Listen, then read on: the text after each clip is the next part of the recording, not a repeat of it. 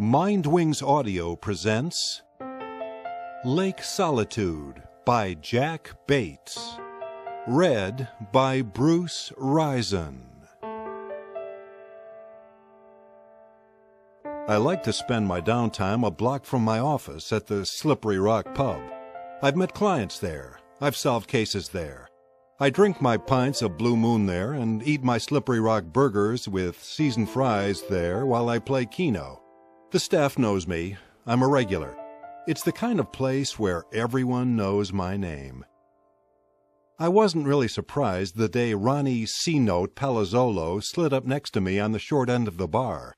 Ronny was in his late 60s, but he was still a regular East Sider from back in the day when cars were rides, and a guy spent a month's salary tuning it up, waxing it down, and dropping in headers for that extra roar of testosterone. Ronny had a ring of salt and pepper hair that ran ear to ear around the back of his head and a little bit down his neck. More hair popped out of the open collar of his white button-down shirt. The collar tips lay flat over the burnt umber leather jacket he wore. His glasses were the kind that had a graduated tint. Ronny had a way of hooking his thumb over his lips while he held his brown filter cigarette between his index and middle finger. Ronny C-Note was one of the 8 old men, a group of guys Don Mayo Maynard, the owner of the Slippery Rock, hung with in his youth. When these guys got to telling stories, the bar shut up. Even if you'd heard the same story 100 times over, you still shut up, because these guys were the origin of cool. So when Ronny C. took the stool next to me, I knew better than to start asking questions. I just listened. He wasn't telling me one of his regular stories of cruising Gratiot or drag racing for pinks. It didn't have anything to do with sneaking into Automatics, a long-since shut-down strip club on 8 Mile, and meeting up with one of the girls after hours. And it didn't have anything to do with how the 8 old men tormented the nuns at St. Ada's primary school. It had everything to do with what happened during a 2-year stint at a place up in the crotch of Michigan's Thumb and Palm. A place most people in Michigan had never heard of or have forgotten about. After Ronny C-Note left St. Ada's, and before he was old enough to enlist in the Army, C-Note ran into a little trouble, and it cost him big time. He was shipped off to the Lake Solitude Reformatory for Wayward Boys. Keep in mind, it was a half a century ago, somewhere around 1957. Just open a history book to look at 57. It wasn't all happy days.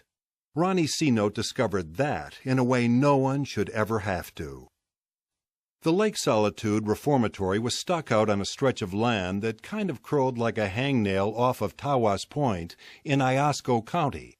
50 years ago, it might as well have been the Siberia of the Midwest.